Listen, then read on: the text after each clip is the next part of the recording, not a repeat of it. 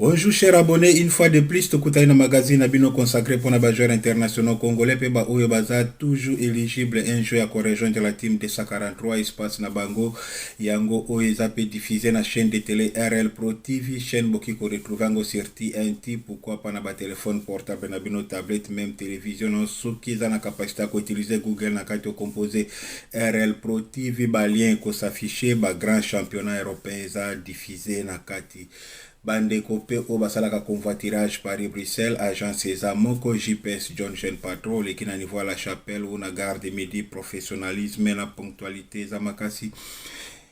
Sommaire émission na biso eza surtout ba résultat match union surtout ezalaki lobby victoire à Grady Diangana devant Mallorca, pourquoi pas Paris Magoma avec Norwich à l'extérieur na terrain à Charlton et rendez-vous lelo 13h juste match Newcastle United contre Sunderland à Noah Sadiki, Chancel Mbemba retour au Vélodrome na 17h15 OM contre Lille, c'est ça, yangonde muteza actualité, puis toko plonger pe na niveau ya Mexique, place Léopard, en tout cas rendez-vous na biso eza le 31 mars, c'est ça, ou eza comme sommaire émission na bino.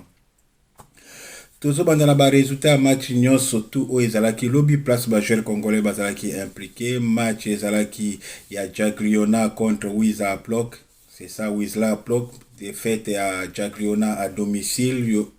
Afimi Kopoulo azalaki na bande de touche à côté na 65e minute et empêché défaite à Jagliona à domicile. Donc 1 contre 2 défaite à Afimi Kopoulo avec Jagliona. Pyramide d'Égypte éliminé à niveau de Champions League africain contre AS FAR à Maroc. Après défaite na match aller et là une fois de plus malgré Bia Fiston Maël na 62e minute basu défaite 1 contre 2 éliminé tenant des titres et on espère que va revenir très fort saison prochaine, mais le 30 juin prochain contre ya Fiston Maël na Pyramide et Sili jusque là tikali ko prolonger et puis na ba information tozala ki nango azana mwa ba touche na niveau Afrique d'ici depuis na Arabie Saoudite. Maintenant total na fin contrat kozala libre soki a besoin destination nini pona Fiston Maël surtout bien pona confiance avant ko rejoindre surtout Mexique. Donc c'est ça. Madawel bazaki na match contre Hibernian à Rocky Bushiri 0 but partout. Rocky Bushiri titulaire a disputé intégralité à match.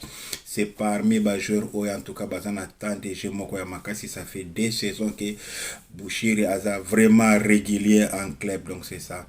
Donc à niveau ya championship match ezalaki à Watford contre Leicester City. Edu Kayembe a disputé 150e match avec Watford. Ils ont moins raté, 150e match en tout cas. Titulaire a disputé intégralité à match, accompagné de Marc Bola, Péaza, joueur d'origine congolaise. Ils ont na lignée toujours à joueur Ming au Souena Bango, ils ont un jour va rejoindre l'équipe nationale, ou ici comme il a stati à FC au Satir, c'est-à-dire ba joueur au Bazaki na kati avec Sébastien de Sabre, basi ba mikangi na kati lokwa na kati ya bunker. Sélectionneur alingi sous kufunga la porte pour na ba joueur. Donc malgré ba joueur ebele baza na kati en perte de vitesse, mais baza protégé na kati ya bunker na FC au Satir ou FC Group. Donc c'est ça pour na Sébastien de Sabre.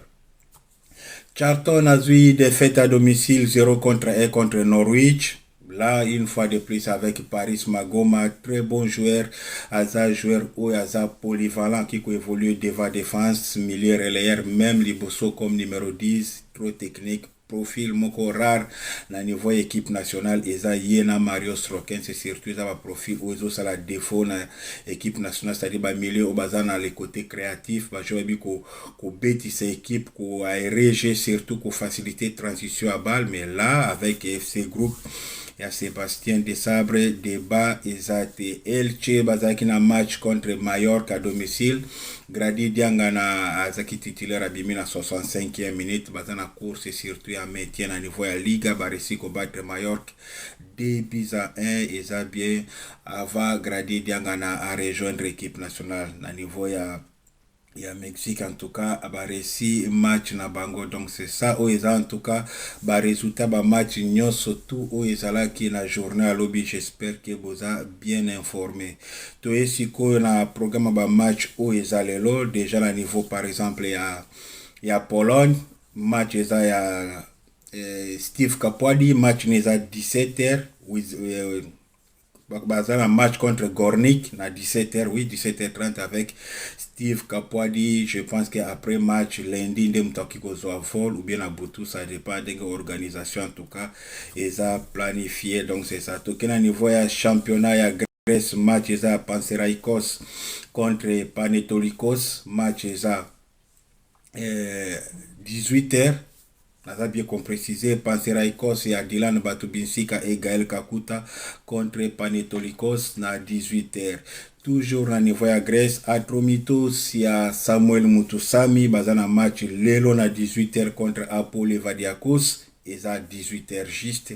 Bon, notez bien avec Samuel Mutusami. J'espère que Kolega Kitoko va rejoindre l'équipe nationale. Young Boys va dans la match contre Lugano à 16h30. Young Boys avec Samuel Essende ou Autiko s'engager jusque-là. Ça toujours courir derrière première réalisation dans le championnat suisse. 8 en tour va dans la match contre FC Bâle et Ametino Silou na 14h juste. Nous avons bien précisé 8 en tour contre FC Bâle 14h juste contre Metinho Silou, c'est ça.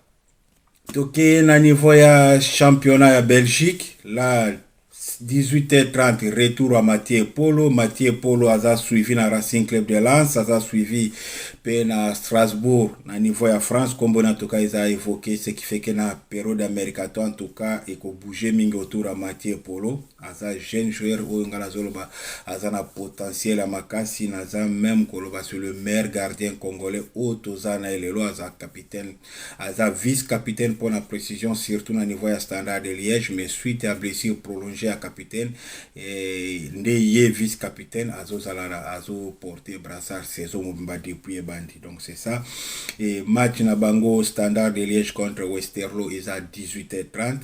Anderlecht va dans la match contre Cercle de Bruges, même heure 18h30, toujours profil à joueur da manqué biso na zolo ba sokitozi Mario Strokens en forme, en super forme. On n'a pas émulé créatif niveau Mario Strokens où il a presque ba profil à Edenaza. Donc na bopé Satan en tout cas maloba on a zo sabine kokokisama et une fois Soki à reprendre meilleure forme et puis à intégrer équipe nationale. Louvière va dans la match contre Genk. La crise mouké côté na niveau ya Genk suite à ba dernier résultat où ils a pensé favorable était na club match na bango à 18h30 Louvière contre Genk et à Joris KMB c'est ça et puis na niveau ya Bundesliga match à Sampaoli contre Fribourg na 17h30 botala ki match à Fribourg contre Genk na RL Pro TV. Fribourg a réussi à éliminer Genk et à Joris KMB et puis bon mona qui copie il y a joueur ya Joris Jordi Makengo na niveau Bundesliga bomona ki niveau et lelo auto za la difficulté makasi ya back gauche alors que tous en back gauche titulaire na niveau Bundesliga surtout bandeko obazo ki chance à la match ne contre Genk ba mona ki comment est-ce que niveau ni mwana na za ko beta mais ça impossible na FC Group ya Sébastien Desabre FC Osatir Mayence bazaki na bazana match lelo 15h30 avec Francfort contre Arnaud Kalimwendo yepe kombe komiko circuler sous na niveau ya Angleterre aza ko beta aza performant avec Francfort avec option d'achat à 27 millions d'euros ils a surtout à préciser et na niveau ya Francfort bango bazo préciser ceux qui bazo qualification na compétition européenne ba kozala mesure à lever option d'achat en aller contraire et kozala moins compliqué baza même na besoin ya qualification na niveau ya Conference League Europa League juste pour que le côté finance à club et permettre bango ça la opération et puis na niveau ya Angleterre alors qu'Aza joueur ya Nottingham Forest un peu négligé na côté à Nottingham et là Aston Villa côté la prestation na Oaza ko livrer na niveau ya Francfort Aza intéressé pour la saison prochaine à transfert à Sama donc Aston Villa Aza derrière Arnaud Kalimwendo. Tout na niveau ya championnat ya France. Match à Rennes contre Metz 17h15 Rennes contre Metz avec Nathan Bala mwana ancien international congolais Mbala Mbuta Biscotte et puis tozana Believe Munongo aza convoqué l'équipe de France à I-18 très bon milieu défensif tout présentable en tout cas Mbale Bele na kati ya émission Oyo c'est ça 17h15 toujours Paris FC contre Havre Havre ya Lionel Passinzau akozala na bande touche boyebi stati na ye na niveau ya Le Havre. Titulaire eza international sénégalais Moridio. Et puis 17h15 wana en tout cas je suis sûr que congolais nyonso to et puis réseaux sociaux ekoningana na présence ya Chancel Mbemba na Vélodrome. Là, na niveau par exemple ya Aston Villa na Villan Park, Lille ba évoluer qui un peu na défense à 3. Il y a Natango et Chancel Mbemba et puis Alexandre Oaza, défenseur gaucher brésilien. Et là, maintenant, total a choix parce que Chancel Mbemba qui parmi les joueurs, les meilleurs joueurs à Lille, na niveau Angleterre, na match retour, malgré défaite na bango, choix nini oyo Bruno Genesio a coopéré. Est-ce qu'il faut Misa Mbemba au moins azanga lisusu occasion déjà na match aller à Lille contre Marseille Mbemba beta quitté mais là na niveau Vélodrome est-ce qu'à cause de la sous privé na opportunité on a cause en face surtout il y a Marseille côté là épisode nyo surtout où il est quand à niveau à Marseille il y a pression il y a pousser à changer agent na direction à l'Olympique de Marseille bah comme il justifier que le ba accusation alors que problème à Makasi na niveau à Marseille bato ba yeba kiteza équipe beaucoup plus que pousser Chancel Mbemba a changé agent à côté na kati ya agence OISA en collaboration avec la direction à l'Olympique de Marseille. C'est ça la vraie raison. Il y a Chancel Mbemba na niveau à Olympique de Marseille mais il y a un peu de problème surtout. Donc c'est ça. Donc rendez-vous est à 17h15 OM contre Lille et je suis sûr que na niveau à Vélodrome bazo la Chancel Mbemba et naza même sûr que va supporter en tout cas ba ko acclamer entrée à Chancel Mbemba na terrain. Donc rendez-vous 17h15 et la justice dédiée yana donc naza si lelo la Vélodrome Lupemba et kozala makasi. Toke na niveau ya championnat ya Espagne match za Atlético Bilbao contre Betis Sevilla Cédric Bakambu à la d'ici 3 matchs 0 minutes tango Alfred alobaki ke ça ne sert à rien ya ko Lukaku se maintenir na équipe au bazo compter na ote wanatamu suko sezika mwa ba opportunité bandeko mingi tangu Cédric Bakambu azui temps de jeu suite à blessure ya Cucho Hernandez ou azava centre colombien titulaire no monité ye wana bandi suko beta bela depuis retour à Cucho Hernandez na ba attaquant su bazungi bozomo na kesha Cédric Bakambu a retrouvé difficulté azaki nango alors que na niveau ya Grèce azaki na offre kokai kozala titulaire na PAOK Salonique saison mobimba sans problème et puis en super forme avoir même peu ko kende na ba club mususu na niveau Espagne mais suite à des exigences financières oyo eza côté na ba club wana ipana bango zaki difficile ba resi ko zo chance ko zo Bakambu opportunité zaki na niveau ya Italie et puis na niveau oyo club ko zo totalité à salaire na et Bakambu azalaki d'accord te ya quitter Liga soki ya quitter Betis Séville option azalaki équipe mususu mais seulement na kati Espagne. Donc raison pour laquelle la tikali puis bomoni depuis hiérarchie et zongi un peu en place là à la d'ici 3 matchs 0 minutes et là total en tout cas contre Atlético Bilbao va départ na soki akozwa temps de jeu 13h, nous a bien qu'on rappelé match à Newcastle contre Sunderland et avec Junior Noah Sadik en pleine confiance dans le niveau à Sunderland, tandis que de l'autre côté avec Johan Wissa un peu en difficulté. Déjà, on a une formation au Ubisoft Zalango dans le niveau à Newcastle United, baza déjà préparé pour la Wissa pour la saison prochaine et non pour la saison, c'est-à-dire va retaper physiquement avec un travail pour que saison prochaine va retrouver le Wissa Oyo Azala qui est niveau à Brentford et pourquoi pas qu'on encore au-delà de la performance ou à réaliser qui est niveau à Brentford. Mais ils ont pu empêcher Newcastle à réfléchir parce que là, on peut pister Nicolas Jackson ou avant centre à Chelsea prêté à niveau à Bayern et puis ça peut se projeter dans l'attaquant toujours il y a Chelsea, Delap, et Azana Kati a visé à Newcastle. Donc c'est ça aussi, l'exigence est à très haut niveau. Il y a un rendez-vous, il y a des joueurs surtout congolais au baza concerné en tout cas dans la journée, il y a les lots. Mais pour l'actualité, 17h30, or les on est information hors Léopard, mais Azana Kati a lèvre à surtout Arsenal contre Manchester City, et ça 17h30. Donc c'est ça.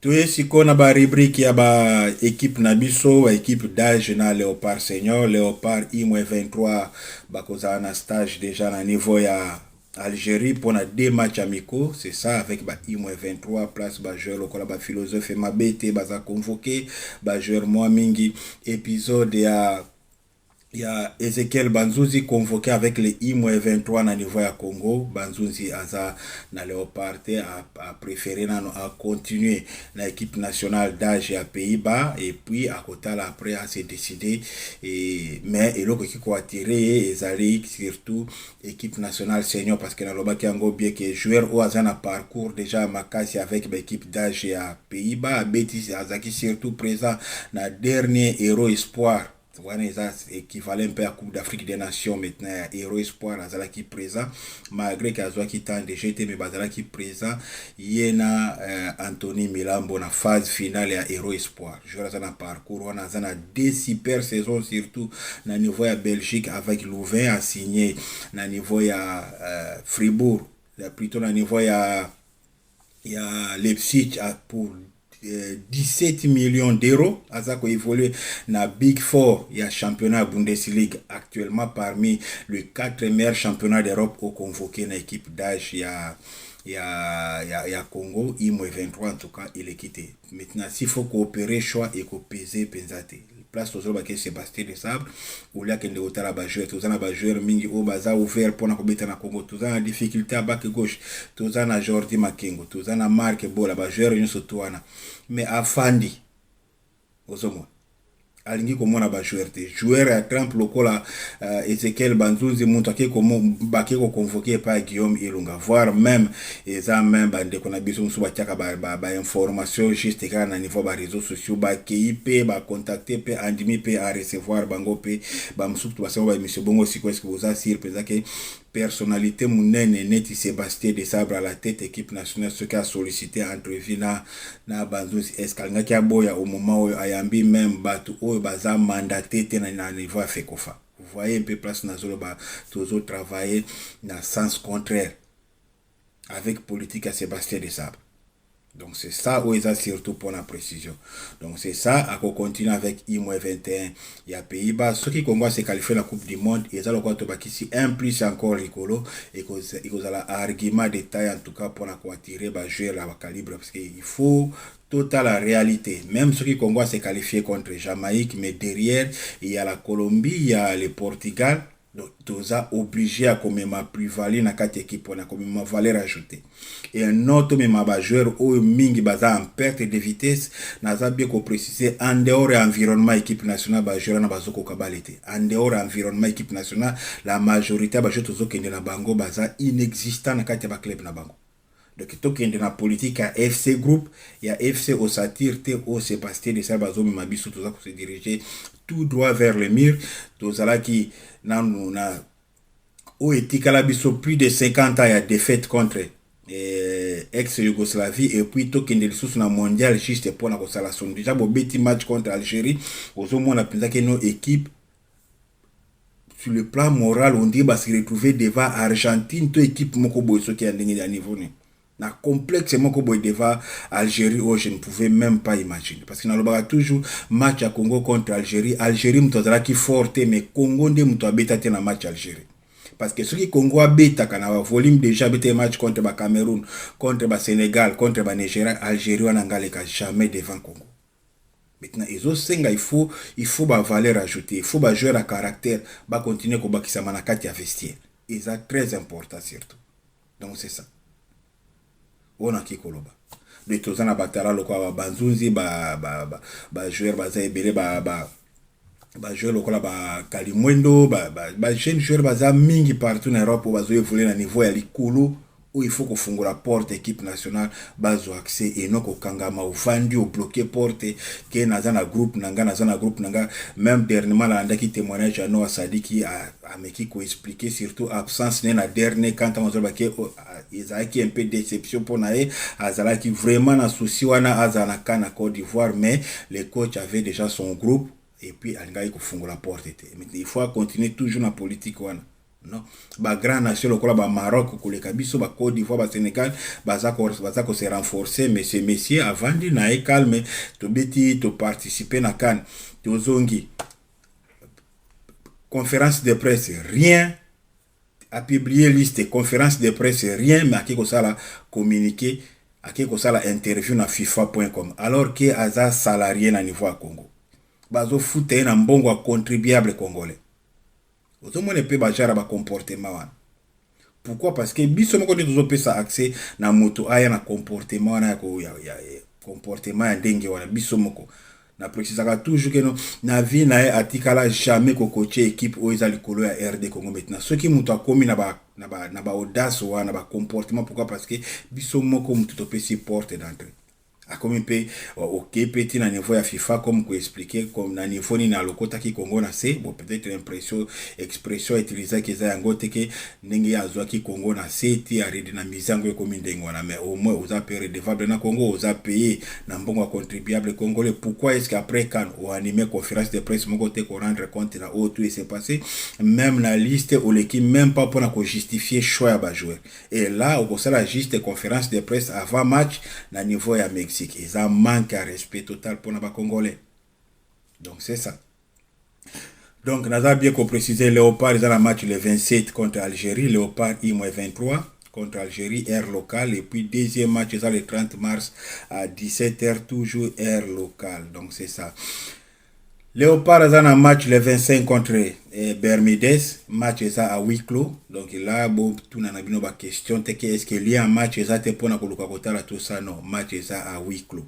Information, un match qui a diffusé contre Bermudes. Maintenant, Batou, on va critiquer choix Bermudes. On a un match capital le 31. Jamais on un match contre Argentine, contre Uruguay, ou bien un match contre l'équipe de France. Ou bon, ça la Bobi ça ba énergie makasi qui kotika ba trace physique à quelques jours un match décisif na match pour la qualification c'est-à-dire ba jouer ça débauche énergie makasi à quelques jours il y a match ça ne se fait pas ba mususu wazoka même coup tout monde équipe moko ya deuxième division ni même na niveau c'est parce que ils un match moko amical au tamsu et permettre juste na staff technique ba meka contester les choses ba la ba mise en place il y a équipe ba la commerce donc ba nécessairement na besoin que l'équipe moko makasité ils un match amical moko ya mise en place il y a tenter des choses ba formule c'est juste ça. Par rapport à critique bandeko oyo ba moni na moni même na niveau réseaux sociaux ba tubazo créer scandale comment est-ce que Mauritanie azobeta na Argentine Zambie et puis tout ko ramasser Bermudes ozana match capital na Jamaïque et puis nobeta match na Argentine les 25. Est-ce que vous trouvez ça normal? Parfois il faut qu'on ça la analyse à match. Donc c'est ça, match na biso ça à huis clos le 25 et le 26 match ça Jamaïque contre Nouvelle-Calédonie. Na Nouvelle-Calédonie ba joueur mingi au satire ça ba joueur locaux ba joueur ba évoluer kana championnat na bango seul joueur ko en tout cas yebani mwa makasi na niveau ya Calédonie et ça Angelo Fulgini aza ancien joueur ya Racing Club de Lens passé par Angers et actuellement ça ko évoluer na niveau Arabie Saoudite na Al Tahoun ya Arabie Saoudite kuna ndesi kaza ko évoluer bandeko ko batala en tout cas championnat France mwa mingi ba yebi Angelo Fulgini nde aza un peu la star équipe ya Nouvelle-Calédonie bazala match contre Jamaïque et puis na niveau ya Jamaïque bandeko pe o bazaki opportunité à côté la match ya Europa League entre Lille na Aston Villa ba monaki avant attaquant jamaïcain pour le moment en tout cas Yem Tazar surtout la star équipe na absence surtout il y a Tony il y a j'ai un peu oublié son nom Bolimbi Samukaza ancien attaquant ya West Ham et puis na Greenwood a pu accorder jusque là ko évoluer na niveau ya il y a Jamaïque et puis là bako s'appuyer pas à Léon Bailly. Donc Léon Bailly de bako s'appuyer sur un match à Lille contre Aston Villa bomona qui est Azalaki Biter yem to a réussi ko marquer deuxième but à Lille contre deuxième but Aston Villa contre Lille na Europa League. Donc c'est ça, donc au satire bako s'appuyer na ba joueur à première division lokola Pino Kaza défenseur gaucher na niveau ya Brentford même période à Wissa batu au batala latéral gauche à Brentford pe Aza jamaïcain sauf qu'Aza blessé, Aza absent, mais le défenseur central, Pinok Aza présent. Boza Pina Damari Grey Aza ancien joueur, il y a Il y a Leicester City, surtout en Leicester City, babima champion, il y a Azaki Janakati à groupe wana. Et là, Azako évolue à niveau à deuxième division, na championship. D'ailleurs, Bazana va jouer à niveau à championship. Mais la star locale, il y a Dwight Merrick, Azana 18 ans, il y a la star locale, joueur donc tala jeune montant à niveau ya Jamaïque, bako compter pepa na e bandeko o ba mona ki lembekisa o aza jamaïcain international d'origine congolaise. Pourquoi? Parce que papa naza congolais, maman naza jamaïcaine. Lembekisa aza convoqué te na kati ya groupe réseau, en tout cas to ebité. Donc yango ndeza surtout équipe ya Jamaïque ndenge na ki ko présenter bino. C'est ça, donc match na bango eza demi-finale, et puis il y a une opportunité surtout les gens qui ont la confrontation na bango, mais sauf que ça n'a pas air en tout cas un peu compliqué pour la pour la précision, donc c'est ça. Et le 31 final où il y a Congolais surtout baza ko rêver, donc c'est ça maintenant. Si photo que ne peut na ba rubrique à ba joueur au baza toujours éligible un joueur qui évolue dans la République démocratique du Congo, tozana Natango et aza convoqué une équipe nationale à Belgique pour un stage, et puis ils ont 2 matchs amicaux contre Mexique na États-Unis. 2 matchs amicaux en tout cas. Natangoi aza convoqué, mais malgré présence na kati ya liste à Belgique, aza toujours éligible ya ko évoluer na République démocratique du Congo. Na pesa ka toujours exemple ya Joris Kayembe a beta match amicaux habita ba match amicaux na niveau ya Belgique, senior Afrique baluka comme ye wana za international congolais lelo le fait que zaki match officiel te. Donc Natango ya aza convoqué mais reste toujours éligible, et puis a justifié que Congo atikala jamais ko approcher même après passage en équipe nationale azo ki blessure azongi, mais signe mon côté à Sébastien de Sabre au ça ata moins fort atikali toujours na FC Group. Mayulu Mawisa Christian et puis na Sahel Kumbedi baza convoqué une équipe espoir. Il y a France Kumbedi aza joueur formé na Lyon actuellement na niveau ya Wolfsburg na niveau Allemagne. Aza convoqué. Christian Mawisa formé na Toulouse présentement na niveau ya Monaco, convoqué défenseur capable de évoluer na défense centrale peut ko dépanner comme latéral gauche. Mayulu Lobi azala qui touché na match à championnat abimi. Maintenant reste à savoir ce qui blessure en équipe au privé sélection à niveau équipe de France espoir. Donc total à ceux qui a correspondre présent avec Mayulu bandeko mingi na niveau ya réseaux sociaux pe interprétation autour na côté la mode de fonctionnement oyo Sébastien de Salbaza ko fonctionner. Je ne pense pas que joueur qui kondima aya na Congo à partir des réseaux sociaux. Il faut sélectionner à mon à présenter un projet à la qui ça intérêt na comment ça qui ko intégrer à niveau équipe nationale et ça qui vous attend déjà que vous allez utiliser comment yango des la projet sportif pour présenter à joueur ceux qui a moniqué et convaincre et puis ailleurs, mais ceux qui Sébastien aza comme on a ba joueur na FC Group et ça toujours difficile, donc beaucoup le niveau réseaux sociaux ti beaucoup lemba, donc c'est ça. Na niveau à Belgique, polémique et comique tourné déjà autour à Romeo Lavia. Pourquoi? Parce que Belgique va convoqué na date FIFA Oyo. Na zape ko préciser Belgique va zape na tourné na niveau à États-Unis. La même chose parce qu'ils ont même équipe. Na ça qui information concernant Natango il va un match amical contre et Mexique na États-Unis. Lavia non convoqué par les sélectionneurs et ça est un peu polémique na niveau de Belgique. Au la juste ba match où à chaque fois Lavia ce qui a besoin minute et belete pour na kola qui ça étendu surtout il y a talent où il y a zanango mais na niveau ya sélectionneur biki non kaza joueur out na blessure na nous penza enchaîner ba match il faut bataler na ndenge à dire ce qui a confirmé et là entre temps combo ne peut pas circuler na niveau ya Ghana pe na niveau ya Congo. Pourquoi? Parce que papa na na maman na baza c'est pas baza impending wana zana ba origine para moko côté à Ghana, para moko côté à Congo et puis à botami na Belgique, ce qui fait qu'il faut évoluer na 3 équipes Belgique, Ghana et puis la République démocratique du Congo. Donc ba Belge comme déjà ko crier déjà pour que va perdre Romeo Lavia. Donc c'est ça azala qui titulaire na match à championnat très bon à réussi ko disputé 57 minutes. Un match à championnat défaite contre Everton.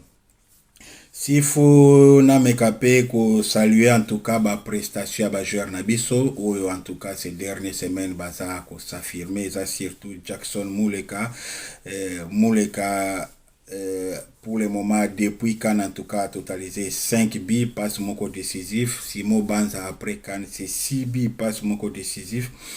Et là sur les 3 derniers matchs, Simo Banza a marqué 4 buts. Sur les 3 derniers matchs, Jackson Muleka a marqué 3 buts. Bangonyon surtout. Donc c'est ça, parmi les joueurs. En tout cas, ces derniers temps, Banza en super forme. Simo Banza a na katia groupe, a retenu, tandis que Jackson Muleka a retenu na katia groupe. Donc c'est ça, en tout cas, information arrivée à joueur na niveau ya il y a Mexique là c'est la dernière départ surtout il y a joueur union surtout ils ont lundi na joueur au bazana match le dimanche et puis le reste de bazo qui déjà sipenga joueur lokola Arthur Massoua qui déjà concerné parce qu'il y a une suspension. Il y a Charles Piquel a une suspension à carton rouge dans le niveau du championnat Espagne. Pour Bango déjà il faut intégrer, il fallait rejoindre déjà Mexique. Alors dernier groupe nous a bien précisé joueur bazo betalelo peut-être voler aux ana Boutou, voler aux ala lobby et puis mercredi tous un match amical contre Bermudez. Ngana za confié dans groupe au tous anango.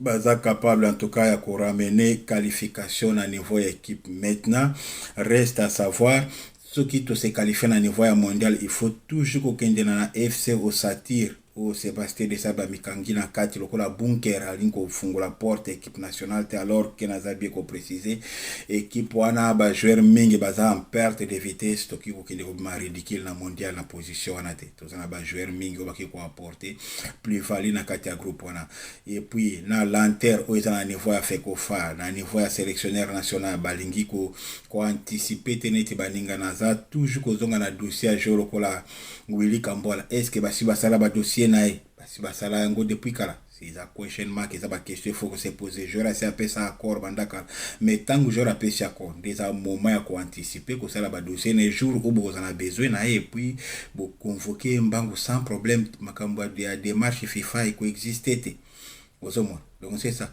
mais là même bandeko oyo tamuso to so ninga kati ba annonce kinga keno ya zana moi ba dizaine de joueurs moko ba démarche na bango ba dossier na mo za niveau ya FIFA bazo zela ba fait vert tout ça mais ce qui tozaki na politique à ko anticiper embenyo surtout o ezate c'est ça la preuve année que Sébastien de Sabre ndinga za ko travailler quelque part eza penza azo travailler dans ndenge harmonie azo ko convoquer ba joueur sans même koyeba situation ba joueur aza juste ko cocher ba komba ba la preuve année que a convoquer malade ngaki bomoni ngaki a blessé ngaki a blessé et Twanzebe aza blessé Twanzebe soka aux niveau équipe nationale voire même abeta match à Jamaïque aux akola a ko forcer parce que normalement ce qui est là qui programme à Léopard normalement retourne à un niveau à club qui communiqué pour le 11 avril le 11 avril des qui programmé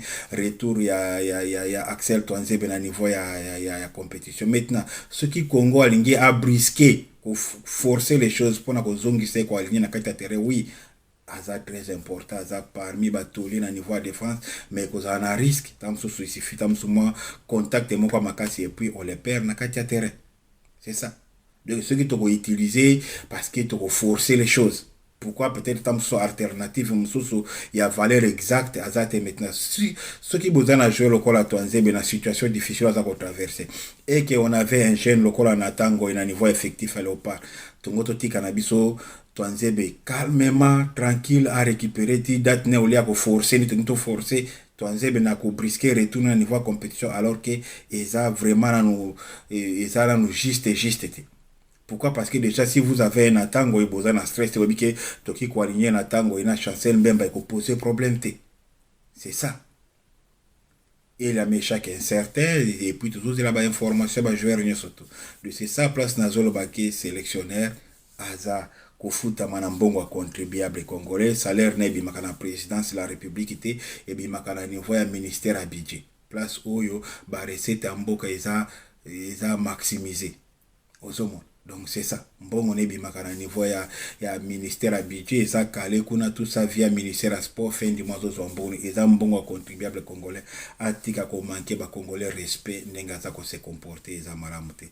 Donc c'est ça où en tout cas émission na bino après na oye ko en tout cas to vous allez pour présenter toujours bah, information concernant arriver à bah, jouer Union surtout. Donc c'est ça. Merci beaucoup. J'espère que vous avez le journal na bino bo partager émission bo aimer en tout cas bandeko mingi ba retrouver biso et puis na bandeko o balanda qui surtout séquence à jeune joueur na biso Nata Muzango aza ouvert pour na kobeta pour la République démocratique du Congo formé na niveau ya Amiens. Très bon joueur, très bon joueur.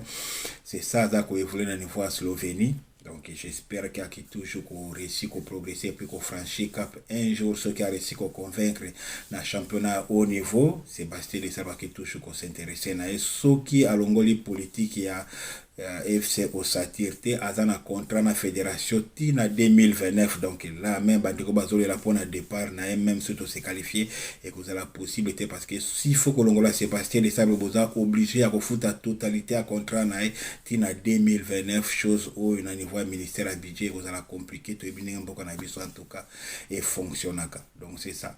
Donc batala ezangite na niveau ya Congo pona ba coach toza na Claude Makelele azana ba tunyo surtout aza même na vécu à haut niveau par rapport à ba Sébastien Desabre a coaché même équipe à première division au Sébastien Desabre atikala jamais ko coacher Claude Makelele à chaque fois ce qui a se pointé na Congo batu bayaka toujours na discours a beta pour la France à boya Congo te Makelele a boya Congo te Makelele aya na Congo ba senga tata na mbongo pour que ala Tavares à Congo. Merci beaucoup et à la prochaine.